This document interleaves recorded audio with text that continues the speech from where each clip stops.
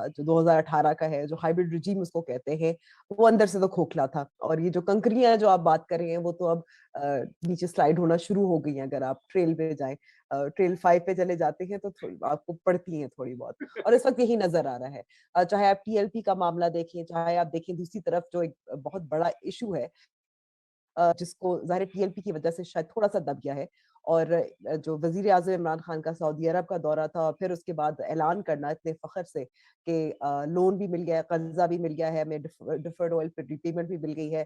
اس کا مطلب یہ ہے, اس سے یہ ظاہر ہوتا ہے, یہ واضح پیغام ہے کہ آپ کے ساتھ آئی ایم ایف کے ساتھ جو معاملات ہیں وہ حل نہیں ہو پا رہے, آپ کو پیسوں کی ضرورت ہے, اور یہ شارٹ ٹرم اسٹریٹجی ہے تاکہ آپ کا تھوڑا سا روپے جو ہے جب نظر آیا تھا آج وہ مستحکم بھی ہو, اور تاکہ آپ مزید جو آئی ایم ایف کے ساتھ آگے نیگوشیٹ کر سکتے ہیں.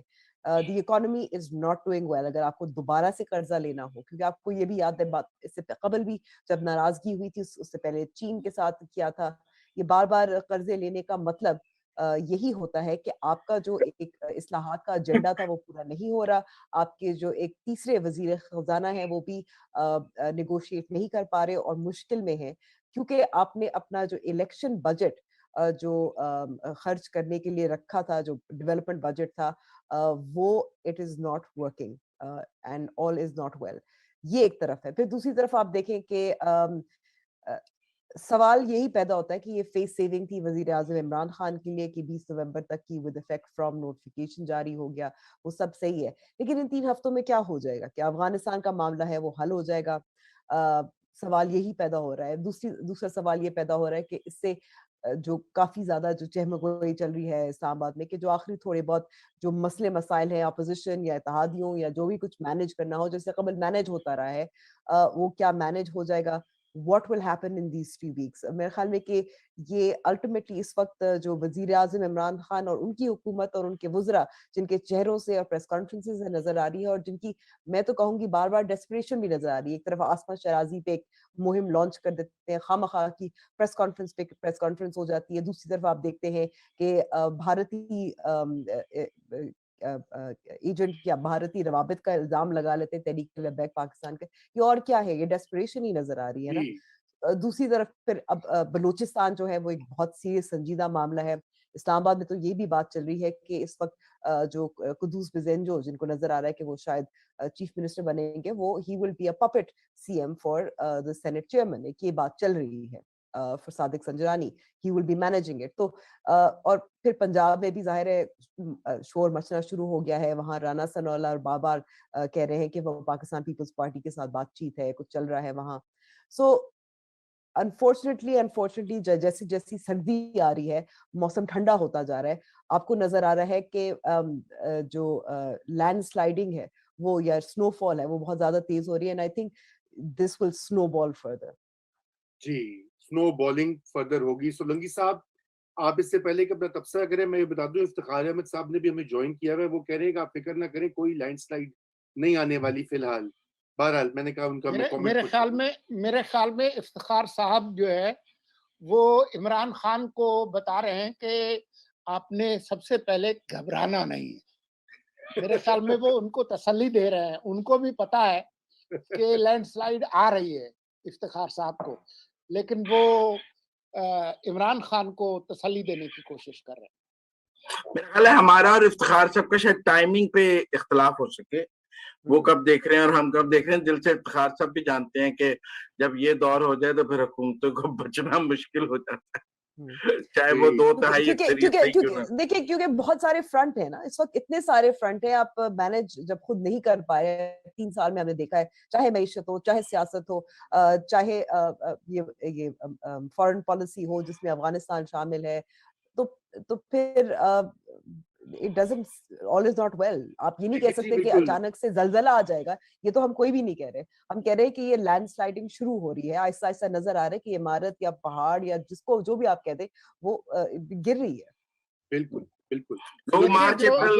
جو معاملہ کوئٹہ میں شروع ہو رہا ہے نا, 29 اکتوبر کو صوبے کا نیا وزیر اعلیٰ آئے گا, نیا اسپیکر آئے گا, نیا ڈپٹی اسپیکر آئے گا, تو تبدیلی کے اندر جو تبدیلی کوئٹہ میں آ رہی ہے اس سے باقی ملک کیوں محروم رہے؟ یہ کیسے ہو سکتا ہے کہ کوئٹہ میں تبدیلی آئے اور باقی ملک میں نہ آئے؟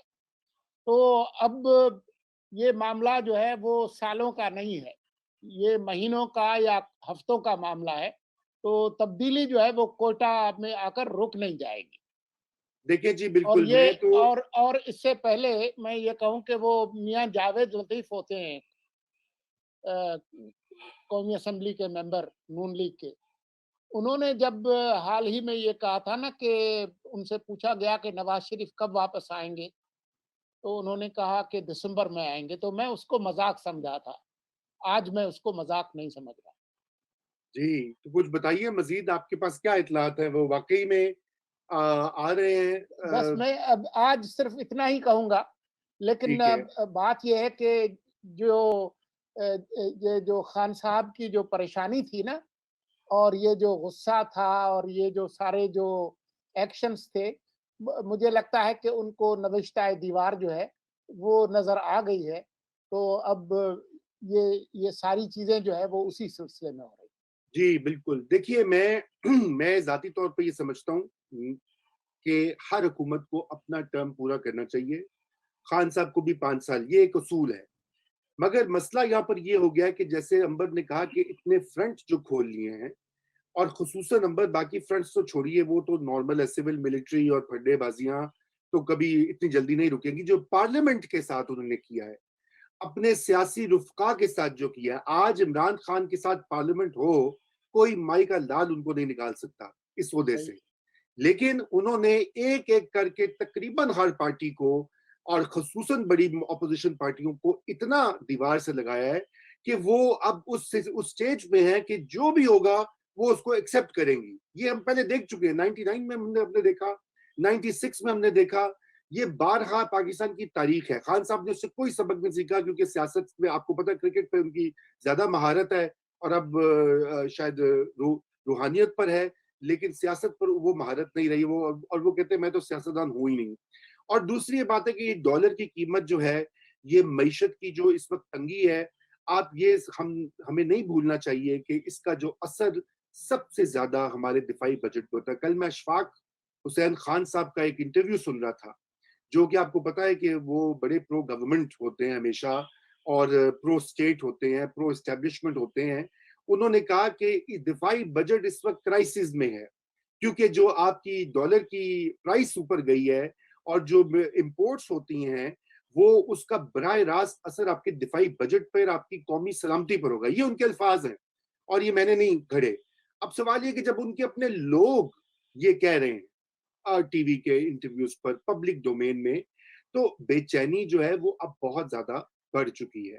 اوپر سے خان صاحب has not made it easy, اور ہم یہی دعا کرتے ہیں کہ ملک میں سیاسی عدم استحکام کے ایک اور ہم ریلے سے بچ جائیں، لیکن اب وہ ناگزیر لگ رہا ہے۔ اگر آپ ٹی ایل پی کو دیکھیں سڑکوں پہ، اگر آپ اسلام آباد کی چوٹیوں اور ایوانوں اور ان کے اندر جو اس وقت پلاؤ پک رہے ہیں ان کی خوشبو سونگھ لیں، تو یقیناً تبدیلی کا عمل اب ناگزیر دکھائی دیتا ہے۔ اس کے ساتھ ہی آج کے لیے خدا حافظ، اور آپ سب کی آمد کا شکریہ۔